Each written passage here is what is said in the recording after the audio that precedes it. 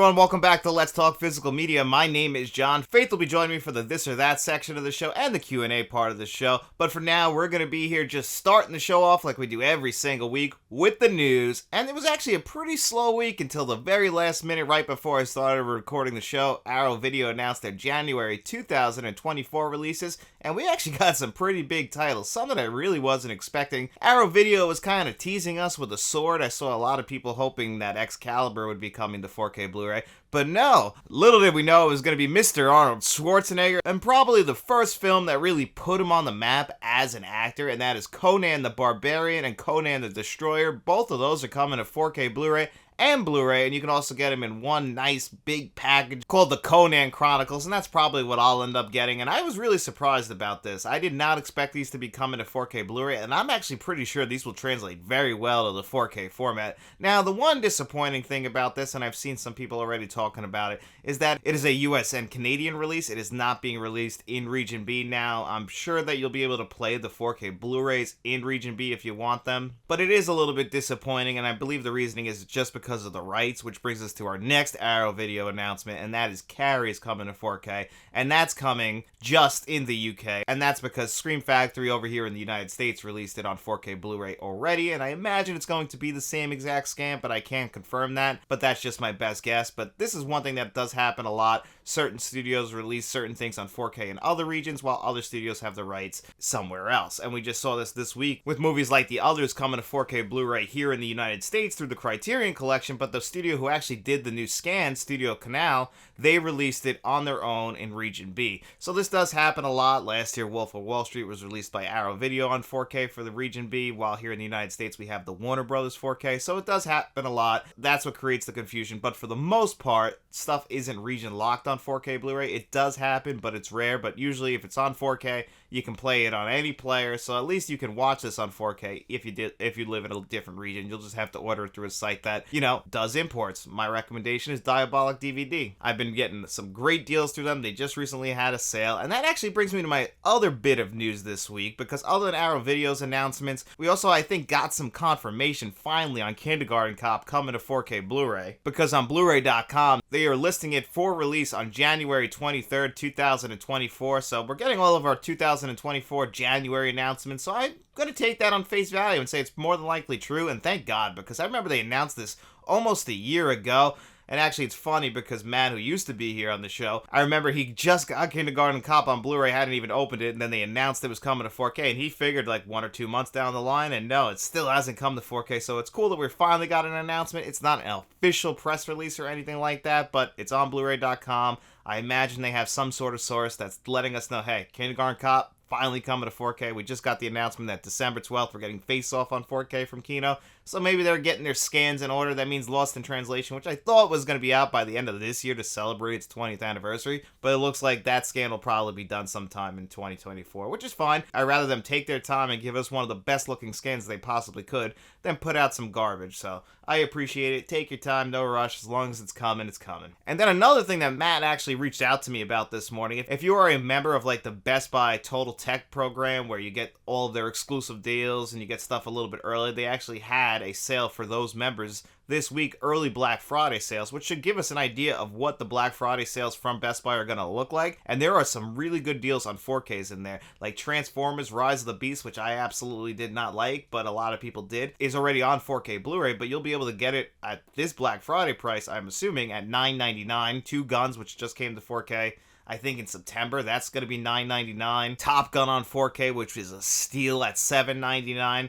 Evil Dead Rise, $9.99. So if you've been waiting to get these 4Ks and you're not a Total Tech member, hold out. These are most likely going to be Best Buy's Black Friday prices. They're naming this sale early Black Friday sale, so more than likely this is what they're going to be for Black Friday. So if you're waiting for these to go on sale, hold out till Black Friday. It looks like you're going to get a steal. That's what I'm waiting for Evil Dead Rise and Two Guns. I've been waiting for both those 4Ks to drop in price, and most studios put all of their 4Ks of this past year on sale around Black Friday. I think Vacation also is going to be listed at $19.99, which is the lowest price that's been listed at, and it's definitely worth it at that, under $20. So hang on, Best Buy's got got their sales coming up a little bit down the line. And that's actually going to do it for the news this week, so there really wasn't too much, just Arrow Video and getting confirmation on Kindergarten Cop. So now I'm going to kick it on over to the This or That portion of the show with me and Faith. Alright, we're back, and look who I found wandering the halls looking all disheveled and just a mess. And I dragged her in here. And just a mess. I dragged her in here and I said, Faith, let's go do some this or that, right? So Faith's here for this or that and some questions for this week, and let's just go into it. What do you got for us? So we're going to do some 90s shows. Ooh. We were kids, so it's going to be kind of kid-themed for us because we were kids back in the 90s. Yeah, this is kind of our thing, like our era of shows. Yeah, so, all right. So we're going to do Nick or Cartoon Network. Oh, this is easy for me. 100% Nickelodeon. I liked Cartoon Network, but Nickelodeon for me, that always had the best shows. I was a big Rocko's Modern Life guy, Rugrats, Doug, Ren and Stimpy, all the Nicktoons, and then eventually we get Cat Dog, Angry Beavers, and, SpongeBob was probably like the last hurrah. Yeah. I'll say Nick too. I like Doug, Rugrats. Those are Hey Arnold. Those are my thing. Those are my jam. Did you ever get to go to Nickelodeon Studios? Yes, I did. Yes, I did. Did you ever get to watch them film Slime Time? Yes, I did. Really? But yeah, I went with my mom and my sisters, and it was really nice. It was back then. You know how like they showed you the building? Yeah, I remember at the end of the episode. That's where it was in. But not every time you go for Slime Time, it's a TV. It's not on TV. Oh, really? Yeah, so just so you guys know, I don't know if people know that out there, but every time... Correct me about this, but Slime Time was just like, alright, an episode of a show would end, and then they would show like a 5-minute segment from Slime Time. So like maybe it is from like that, they take like a little clip, but it's not like you're sitting there the whole time and you're being filmed. I remember that I was watching Slime Time once, and a kid I went to school with, I saw him on it. Yeah. And then he came back, and everyone was like, oh, we saw you on Slime Time. That was the talk of the town. Right, and we were in like 2nd grade. So, all right. to talk about. So, are you afraid of the dark or Goosebumps? Oh, this is a really good one. Holy shit. This is very tough. Fun facts about both of them. Both were filmed up in Canada, and actually I think Ryan Gosling appears in both. Or at least some actors you can actually see in it, because they feel very similar, but I'm going to have to, again, go at my Nickelodeon cold as ice heart and say, Are You Afraid of the Dark? I'm going to go with Are You Afraid of the Dark too. Goosebumps was cool because I used to read the books. I read the books too. You can read? I can, and or else... Wow, you never read a book, so... I don't, and that's the last time I probably even read regular old fiction, because if I do read, it's usually nonfiction. Yeah, which is pretty... I always have lived and died on the moniker that if the book is good, they'll make a movie out of it. Yeah, but sometimes the movie's not that good. For the most part, yeah. Actually, I would probably say that for the most part, the movie never lives up to the book. Yeah, but I'm a movie guy. That's what we. But quick question before we leave this question: Are You Afraid of the Dark or Goosebumps? Which one had the better theme song? Goosebumps. That's where I give the edge to Goosebumps. Yeah, Goosebumps.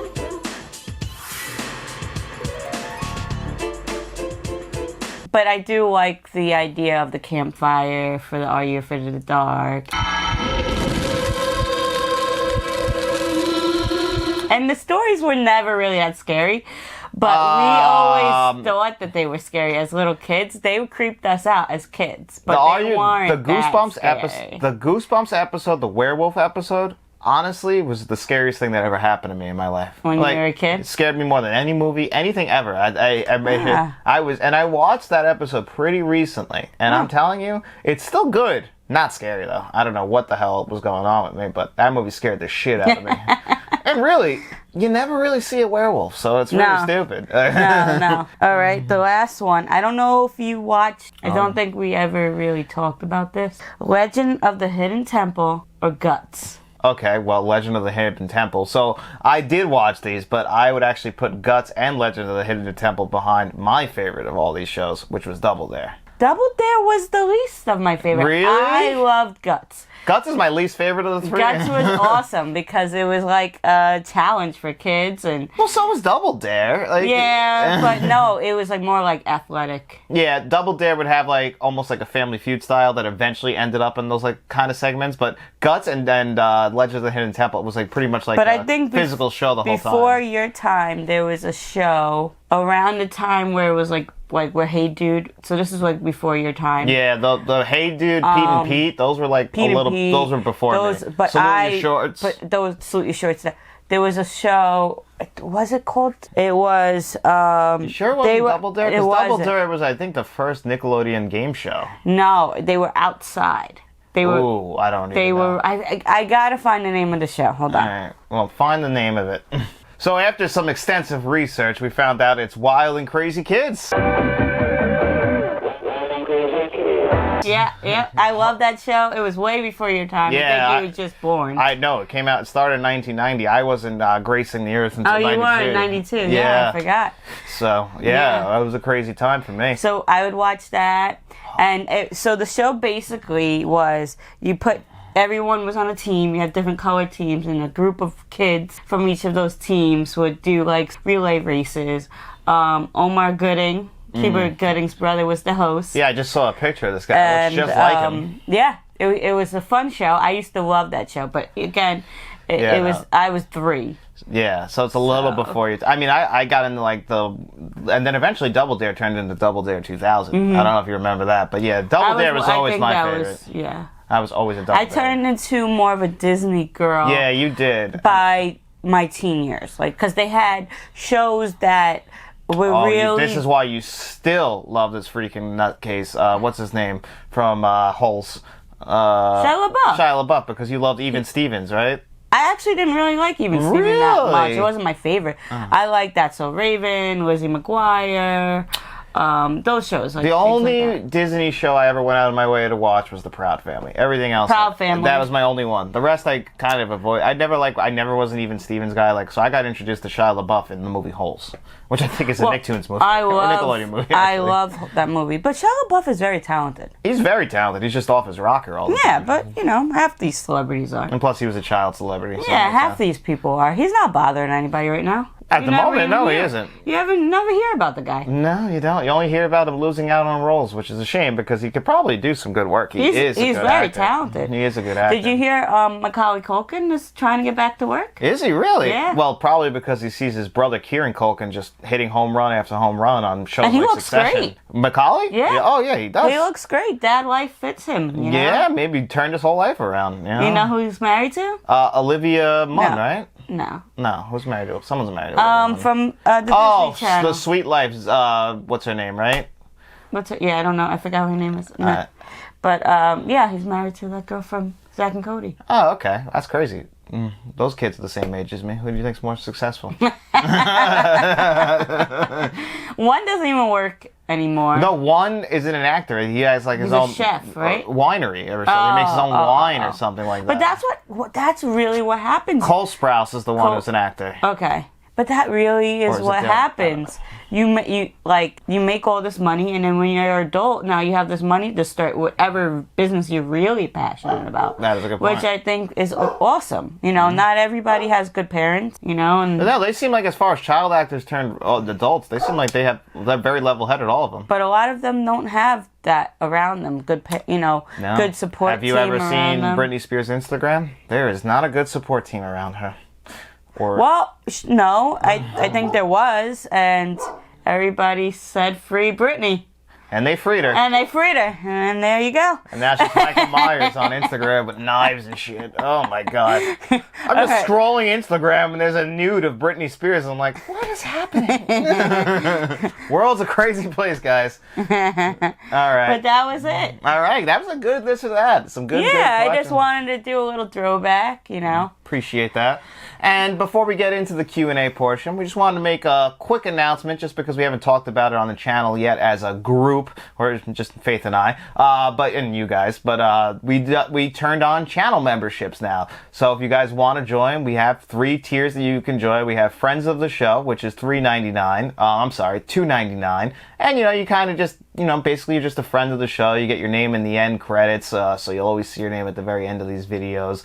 You get the badges, so we know, how long you've been a member of the show. So that one's really just there to support the channel. Then we have our producers tier, which is actually $6.99 a month. And that one you get a lot more. So that one you get early access. That's the best one. That's the most bang for your buck. So you'll get all of our videos like more than likely, right now, our 2 members at the time of this recording are 2 producers in Jason Martin and Frank Rodriguez. Hi, Jason and Frank.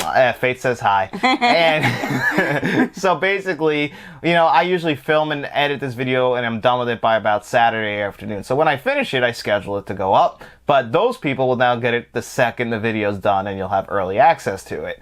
So that's a cool perk for that. You'll also have access to all of our live streams, which will be just mainly for the members of the channel. So you'll have access to that, the exclusive live streams each and every month, which includes actually watch-alongs for certain movies. And the first one I'm planning for that is Terminator 2. So those are for the people who pay about, the $6.99 a month. And then the big bad boy are the directors. And this is where you get the most, and that is $24.99 a month, which I understand is a little bit pricey.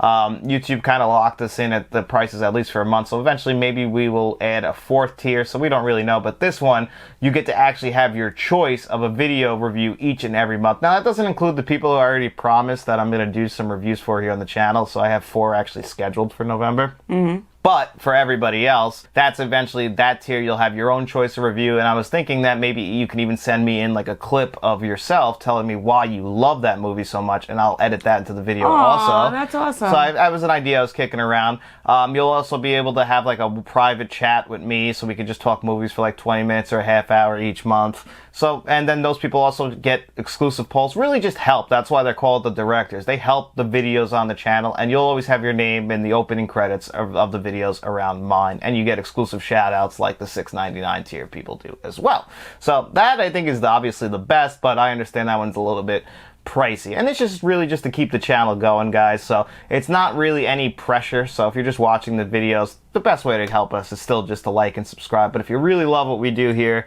it is a financial burden to run the channel. It is. So that's the one thing, and if we could just at least make the channel run on its own, that's really the ultimate goal. I don't need to, be rich or anything, but just to make sure that, that the 4K Blu-rays, I can always keep reviewing them, because you guys know how much those cost, and I pay for them all out of pocket. I don't get review copies. So, any little bit of support really does help, and I'm going to try and make it definitely worth it for you guys who do support the channel financially. So I want to thank everybody in advance who does choose to go for it, and just don't feel like you have to do it. There is absolutely no obligation. You won't see any changes on the regular channel or anything like that.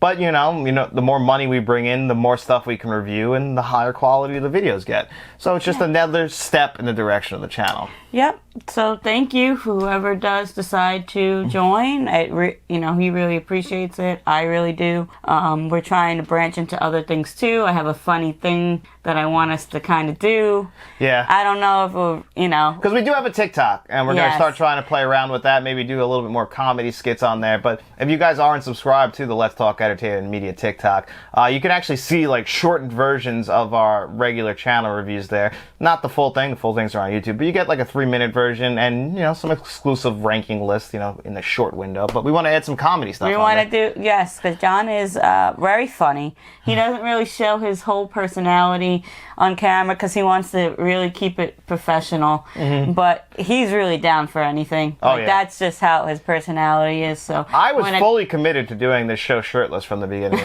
and everyone else shot that down. But I have no pride in how I look.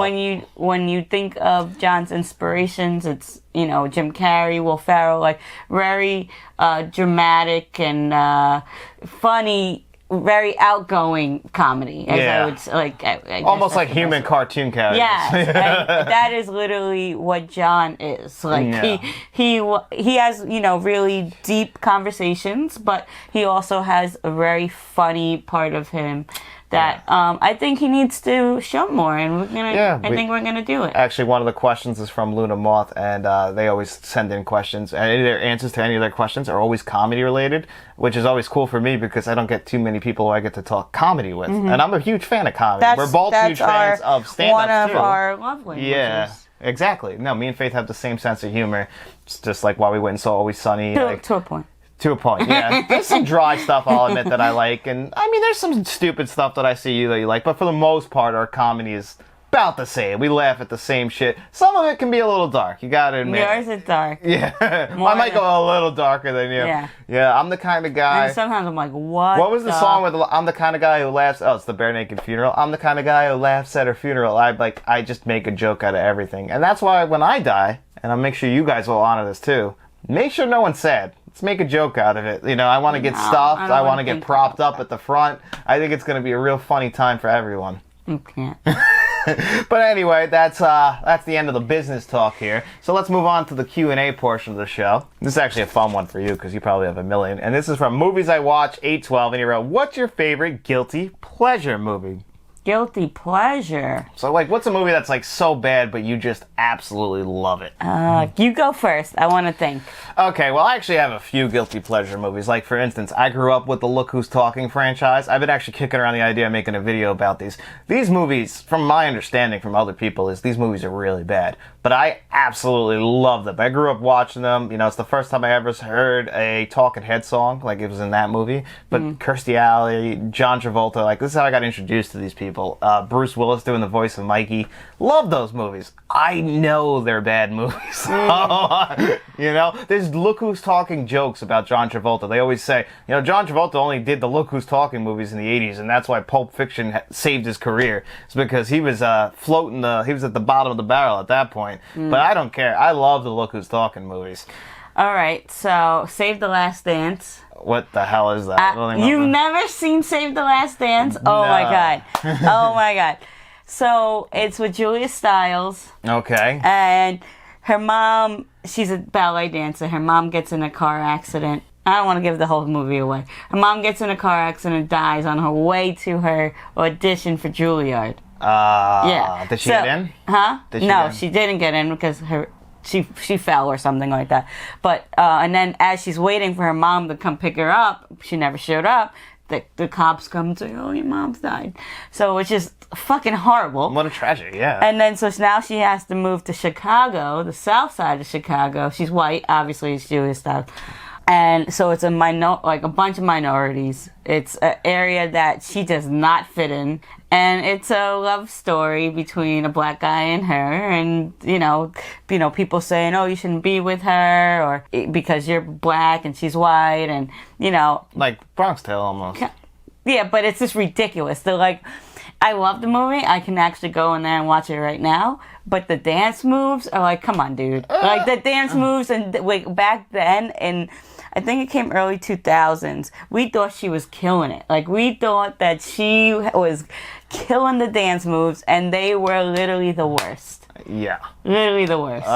Thank God I haven't seen this. I mean... I actually posted on Facebook, like, somebody commentating on it. Really? Yeah, it's hilarious. But that's one movie that I feel like is a guilty pleasure because it's not a good movie, but it's a good movie. It's not a good movie, but it's a good movie. I mean, there's so many, like... Carrie Washington's in it. Yeah, and oh, wow, really? Mm-hmm. What year did this come out? It's had to be early 2000s. Oh, it's in that window. Well, let me see. Let me look this up. 2001.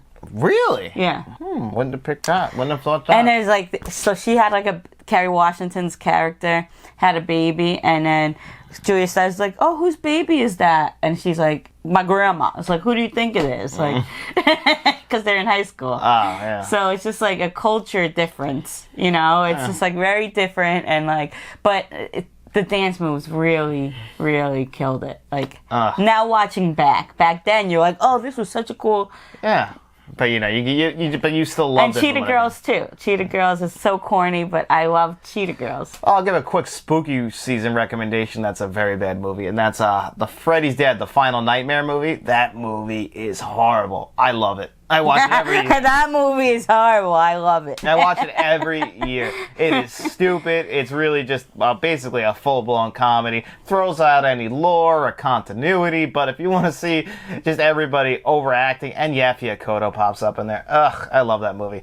That was a good question. That was a great question. Thank you so much, buddy. And then this one's from our producer, and that is Frank Rodriguez. Hey, Frankie boy. He wrote, John, I have a question for this week. I'm posting it here as I'll probably forget it. If I remember, then I'll repost it in the usual community section. And the question is, what is your top 4 horror movies that isn't a sequel or remake? So I figured we can come up with 4 of these. I mean, The Shining is one of my favorite movies ever. That's not a sequel or remake. There's a remake series that Stephen King likes more than The Shining, but for me, The Shining is one of the greatest horror movies ever made. The original Nightmare on Elm Street is an all-time stone cold classic. Candyman is one of my favorite horror movies ever. That is an original movie. It's based on a Clive Barker novella, I want to say, which is basically just a short story. Jeepers Creepers?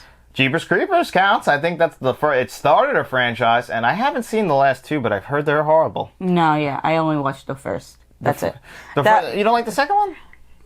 With the bus? Oh, yes, that one's good. I forgot about that one. Yes, that one's good.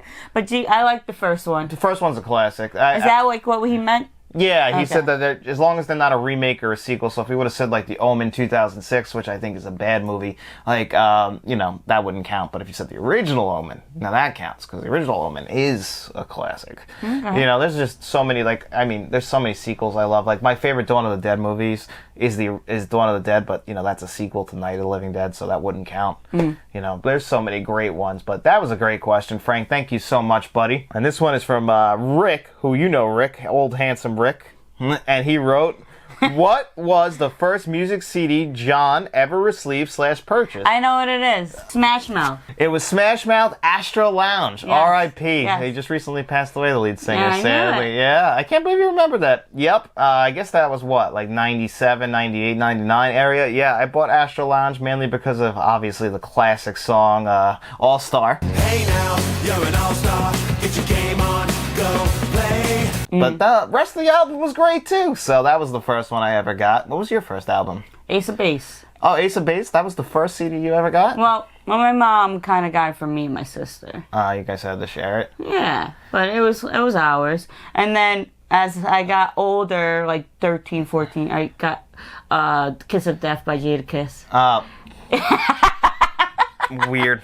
No, I like rap. Yeah, I just didn't get, when you're younger, I started with Smash Mouth. Oh, no, and I also got, and I shouldn't really I had Bow Wow, all Bow Wow's stuff. Yeah, why don't you tell them how many times you went to a little Bow Wow concert? Like 3 times. That's ridiculous. When I was young, yeah. That's a lot of times to go. And didn't you go to the Sprite, what do they call those tours? The Sprite Mix Tour. But that was for Jay-Z, because it's my favorite. Yeah, Jay-Z is your favorite. Yeah, no, that's not an experience I had as a child. Yeah, I went to, my mom took me to Bow Wow, and my stepdad took me and my friend Colleen, rest in peace Colleen, to the Sprite Mix Tour. And it had Busta Rhymes, it had Jay-Z, it had a Blink 182, it had a bunch of different bands, as well as Snoop Dogg was there. Oh, Snoop Doggy Dogg. Mm-hmm. But I love music, so I try to go to, I try to see everybody I like. Okay, that's fair. At least once. Like I saw Kanye. His name's Yee? Okay. Why?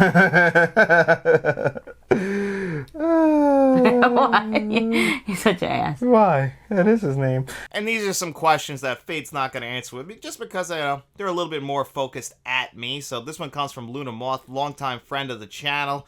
Always gives, in the digital code giveaway, they always comment with some of the best comedy films. No matter what the question is, they always find a way to tie comedy in. So I always appreciate that, Luna. So I share your hopes for the future of physical media. Just in case it goes the other way, what are your top 10 movies that haven't been released on Blu-ray that you want to be? And how do we get those boutique labels to take requests, or as how it's actually pronounced, boutique labels? Well, I don't know how to take requests. I try and always shout them out on like X or Twitter or Instagram and be like, hey, do you want to put the Terminator out on 4K? I'm dying for this to come to 4K. But as far as Blu-rays, movies that actually haven't even made the jump to Blu-ray, I don't know if I can name 10 off the top of my head, but for the big ones, The Abyss and True Lies somehow never made it to Blu-ray. At least on the studio level. I think there's some knockoffs out there that you can buy that are actually in very good quality, but those James Cameron movies never made the jump to Blu-ray, which is just absolutely insane. People forget how popular True Lies was in 1994, and the fact we still don't have an HD release of this is just absolutely astonishing. And The Abyss would look great now. The Abyss we know is coming to 4K for sure. People have seen the new scan of it. Same thing like with Aliens. People have seen the new scan of it, but Aliens did come to Blu-ray. The Abyss and True Lies never even made that jump, so it's nice that we'll finally get to see them. No confirmation on True Lies. There were rumors that would come to 4K, but we haven't gotten any confirmation on that. And another one that's big for me is The Empty Man. Now, you can stream this, but it's never even had a physical release. It's just been stuck on streaming, so that's the only way you can watch it right now. You know, it bombed at the box office. You know, this is a movie that nobody even really cared about, but I still think that this is one of the most ambitious horror movies to come out in the last 20 years. Does it feel a little bit of a mess? Absolutely, but it still is a great, captivating story with some incredible imagery and just some incredibly shot images in this movie. It's just a beautiful looking movie, and it'll get under your skin. And you know what? We need a physical release of that, so I'll just take it on Blu-ray. And then one I always bring up is My Life, the Michael Keaton movie where Michael Keaton gets cancer and he's just basically documenting what his life was, what he hoped it would be. He's making these VHS tapes for his unborn son because more than likely he's not going to make it to his birth. And I just find that movie to be just the most heartbreaking film ever. It also features Nicole Kidman. I don't know how that movie has not made the jump to Blu-ray. I feel like there's enough fans of it out there. But, you know, at the time, it was just a modest box office hit, and it feels like it got stuck in the 90s. So, unfortunately, it's never even come to Blu-ray. So, I think the last physical release of that is DVD. Grandma's Boy is another big one that hasn't come to Blu-ray or 4K.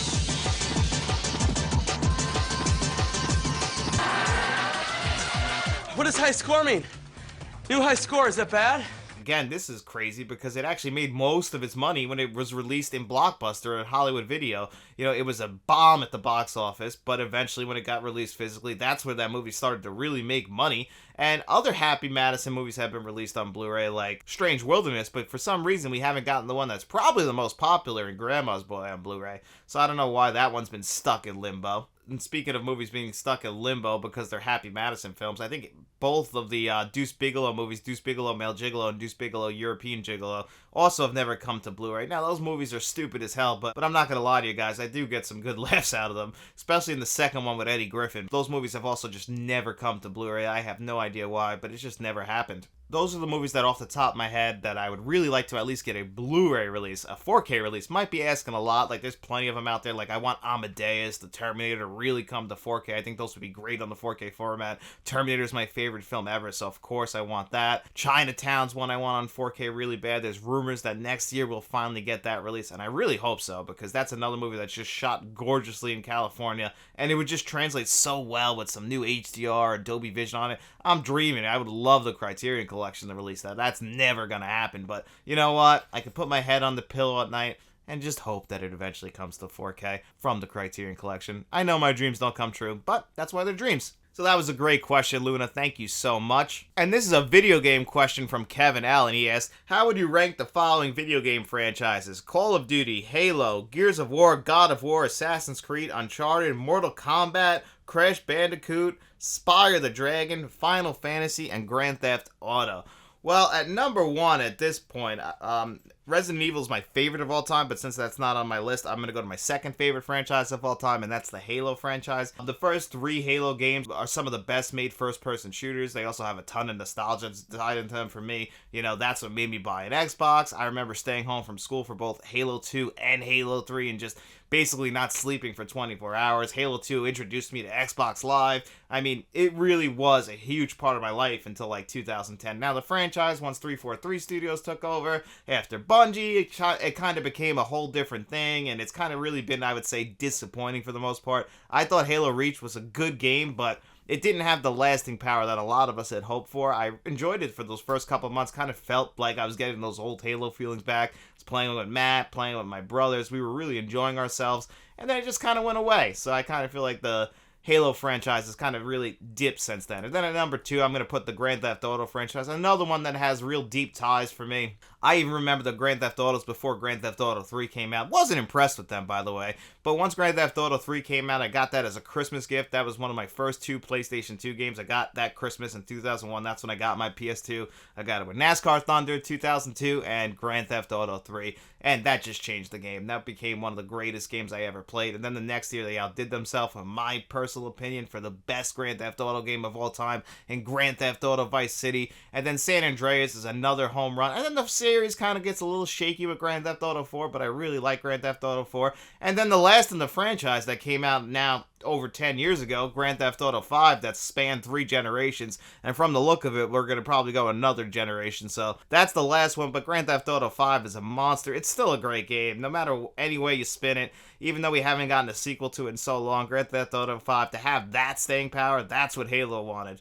It's still a moneymaker for Rockstar. I just wish that they would give us a sequel at this point. 10 years is just too long. That's a little bit ridiculous, don't you think? And at number 3, I'm going to put the Gears of War franchise. I absolutely love pretty much every game in this franchise. I've enjoyed it to different levels. It was the online stuff in the first 2 games that really had the hooks in me. Even the story through the first 3 games kind of fell off after Gears of War 3, but I kind of came back with Gears of War 5. Still have so many great memories with it. Again, taking the third-person shooter to the next level. Really have almost no complaints with the first 3 games. You know, the middle part of the franchise, again, Microsoft changing studios in the middle, Epic Games backing out, losing Cliff Bleszinski. You kind of feel it in the franchise for a while, but I think the Gears 5 really was a breath of fresh air, kind of got that old feeling back, and still taking it to the next level. And these games have always been showpieces for the Xbox consoles and what they can do with their graphics. So I've always been a fan of Gears of War, just as a fan of Xbox in general. And at number 4 might actually be a surprise to you guys, but I've always loved this franchise from the very beginning, and that's the Assassin's Creed franchise. The first game came out in 2007, and it just blew me away. I remember people saying it got repetitive and boring. I was never bored. I love the repetitive nature of the Assassin's Creed franchise. And then Assassin's Creed 2 and 3, obviously, those are considered the peak mountaintop of the Assassin's Creed franchise. And they're really good games. I think Black Flag is probably still my favorite of that original run. But once they started with these open world games, you know, recently with Assassin's Creed Valhalla and the one before that, which was Assassin's Creed Origins, those games were perfect. I love those open world RPGs. They're very much like the Ubisoft open world RPGs. It's basically taking it back in the past version of Far Cry, but still, I'm a sucker for that format. I know that people get really sick of playing the same old Ubisoft games, but I don't game as much anymore, so when I do and I dive into a game like Valhalla, it gets its hooks in me, and I just absolutely love it, and Valhalla is just a fantastic game in general. I haven't played Mirage yet, which is supposedly like a combination of the modern Assassin's Creed games with the old Assassin's Creed games. I would love to try those out. I'm sure they're just as enjoyable as I'm imagining they're being, but I just haven't gotten a chance yet. So the last one I actually played was Valhalla, so that still is my 4th favorite video game franchise. And at number 5, I'm going to put the God of War franchise from the PlayStation. Now, the first 3 games were fantastic on the PS2. They had a great mechanic. Those were really like selling PlayStation 2 consoles. I don't think people remember how big those games were back then. Then when we got to the PlayStation 4 and we had the reboot of God of War, that took it to the next level. And then that's one of the best games ever, in my opinion. That's a top 10 game for me all time. I actually haven't been able to play the recent release on the PS5, mainly because I don't have a PlayStation 5 anymore. And I also, there's no way for me to play it, unfortunately. And I also just don't have as much time to game anymore with the YouTube channel, but I still love the God of War franchise. Which brings me to my next franchise, the Call of Duty franchise. Now, I loved this back in the original era, like Call of Duty 2, Call of Duty 3, Call of Duty Modern Warfare, and a couple games after that. And then about 2011, 2012, I really fell off the franchise. It just started to feel exactly the same game after game. I was also atrocious at that game. Still am. I'm just really bad at online first-person shooters like Call of Duty. I'm just out there getting mowed down. Everyone just looks at me as a joke. I mean, I stopped playing after Call of Duty Modern Warfare 2. I remember I went 1-31, and I said, well, I guess that's it. No reason to continue now. I didn't play a Call of Duty game until the last couple games I have actually played online. Had some fun with a lot of people, at least, you know, bringing back those nostalgic feelings. And they've always had good campaigns. They're short and sweet, which I do appreciate. You know, that really shows off the graphics. You know, when you get a new console, a lot of the times you get a new Call of Duty game, mainly because, you know, that's going to probably make the best use of the graphic engine while they're still figuring it out. So it's always good to get a Call of Duty at launch. So that's why I would put that there. And then after that, I would put the Uncharted franchise, mainly because I've only actually played Uncharted 1, 2, and 3, but I love them. Never played Uncharted 4. I've always enjoyed those games, but, you know, once the 360 came around, I became much more of an Xbox guy than a PlayStation guy. I always had the PlayStations, but they were just kind of always floating around in the background when I had some free time. I was an achievement whore, especially from, like, 06 to 2010. That's what I was playing for. I needed achievements. I never really got on the trophies bandwagon. It just kind of felt like achievements, but to a lesser extent. They were just trying to copy what Xbox is doing, which is no problem. They're always trying to copy each other. And then we have one of the classic franchises. The Mortal Kombat franchise is one of the best ones to ever do it. I know a lot of people would have this way higher than me. I always enjoyed it. I just actually associate this franchise with the first couple of games where they had the arcade machines in the laundromat when I was a kid. That's where my mom would go do laundries at the local laundromat. And while we were there waiting, we would just play Mortal Kombat, me and my brother. So that's my biggest Mortal Kombat memories, were mainly when I was a younger kid.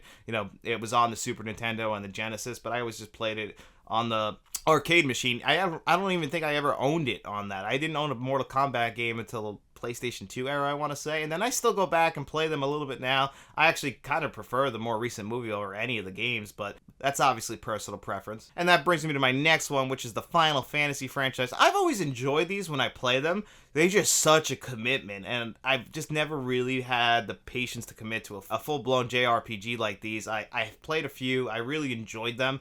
I played the remake that was on the PS4 or PS5 of, what was that, Final Fantasy VII. Really enjoyed that. Again, showing off the graphical power. But this was just never really my franchise. Just got a good amount of enjoyment, but it was never my favorite franchise. And then the next one is Crash Bandicoot, mainly just because this was a PlayStation 1 franchise that I loved that I just never kept up with. Tried the remake pretty recently and played it for a little while, but I just didn't get the same nostalgic feelings from it. And that's the same thing with my next one, Spyro the Dragon, was just never really my franchise. I enjoyed it. I remember the commercial around 2001, 2002, that I actually remember the Spyro the Dragon game, so they were just never my franchise. So that was a great question, Kevin. Thank you so much. All right, and this is going to be our last question from Kevin L. This week we have one more, but we'll answer that next week. And he wrote, how would you rank the following franchises? Transformers, Jeepers Creepers, The Expendables, Die Hard, Child's Play, Amityville Horror, Exorcist, Fast and Furious, James Bond, and Hellraiser. All right, so I'm not going to remember all of them. So you can hold it. So I'm going to, you want to go back and forth? Well, my number one is 110% the James Bond franchise on this list, at least. I mean, consistency, and I absolutely just love most of the films. Some are guilty pleasures, others are just bad. James Bond, so that has to go number one. Number one. Number two for me, Child's Play. Number two for me would be Child's Play 2, just because of the amount of good films. The franchise, after Bride of Chucky, I stopped personally, but there are people out there who like Seed, Cult, and Curse of Chucky, but not my kind of cup of tea. Seed of Chucky is one of the worst movies ever. Then I would say Fast and Furious. Fast and Furious, I'd put it number 3 also. Mainly because... Don't compliment. Well, no, actually, because I had a list in my mind already. And there's some of these franchises I don't even really like. Yeah, that's what I was going to say. So, like, the Fast and Furious franchise, I've really come around on. Like, I was out after the runway scene in Fast 6. I came back to it because I was like, okay, this is the stupidest thing I've ever seen in my life. But then once you realize what the movies are, I mean, the amount of times Vin Diesel says family. Yeah. Family saved his life more than once. But you gotta admit, the first few were really good, and so that really is the reason why. I still think the first one's the best one. So that's number 3. Okay. Then I would have to say, I don't know. I don't understand. Like, I like Die Hard, right? Mm-hmm. But I don't like the series of Die Hard. I only like the first one. The third one's really good, too. Die Hard with a Vengeance. So then I would have to say Jeepers Creepers is my 4th. Okay, well, I would probably go Die Hard at 4, and then I put Jeepers Creepers at number 5 for me. Okay. So Transformers would be dead last for me. Okay. Amityville Horror. See, the Amityville Horror has one good movie, a good remake, and then it has a couple of decent sequels, but there's like 40 of these movies, believe it or not. So, yeah, that one would still be better than Transformers, in my opinion. I've only seen the one Exorcist, so I can't really comment on it. You never saw Exorcist 2, 3, or The Believers? No. So, actually, Exorcist has some good films. The Exorcist is a classic, but Exorcist 3... I love The Exorcist 3. It's one of my favorite horror films of the 1990s. Fantastic film. There's 2 I can't put on, which is Hellraiser and The Expendables, because I've never seen them. The Expendables franchise. I would still put that above Transformers, because it is better than the Transformers franchise. It's still pretty decent, so it's like it's its own entity. You might actually like them. Now, Hellraiser. You've never seen any? Never saw Hellraiser. Don't plan on seeing it. He's scared. Like, his look scares the hell out of me. He's not Hellraiser. Hellraiser's, it's just the name of the movie. The first 2 Hellraiser movies are fantastic classics. Franchise gets a little shaky after 3. Actually gets really bad after 3. 3's still pretty good, but I only really like Hellraiser 1 and 2. That's why I actually didn't get this new. They have a 4K, like, whatever the hell they call it now. It's like some kind of, it's a 4-film set. I want it because I want Hellraiser 1 and 2 in 4K, but I can't justify because I don't like 3 and 4. So it's hard for me to justify spending the money. It's the same thing with the Ring trilogy. I can't justify it because the Ring 1, 2, and 3, only 1 is good, and then 2 is horrible, and Rings is, it's an abomination. Yeah. Like, literally, it's an abomination. Like Seed of Chucky. So that was a great question, Kevin. I saw a clip the other day, and it was Chucky roasting the kid. Roasting Mikey or whatever. Yeah, Oh, he's Andy? he's like, oh, he's fucking ugly, like roasting him. He is. Especially when he goes to military school. But anyway, guys, that was a great question. Thank you so much, Kevin. So we have just one question left on the slate for next week. But if you have any questions you want to ask for next week, you can leave them in the comments section below. Or wait till the community post comes out later in the week, usually on Wednesdays. And you can leave your questions and comments there. And if you want to support this channel, like we said earlier in the video, we have channel memberships now. You can hit that join button and help us out there. Or you can just always hit that like button, hit that subscribe button, then get out in those streets and tell your friends about us. Before we go, are you having problems with getting people to subscribe from YouTube, or do they have to still go on to? So yes, if you are looking for channel memberships, Faith brings up a good point. You cannot hit the join button on your iOS app, but there is a link in the description below that you can click on now. I was able to figure that out. But if you are on an Android device or on any computer, the join button is right there next to our name. Don't know why YouTube hasn't updated the freaking iOS app, because they have been pushing for us to start the channel membership. So you would think, you know what, they would make the app a little bit more easier to use, but unfortunately they didn't. But anyway, guys, again, thank you so much. We really appreciate all your support, and we will be seeing you around.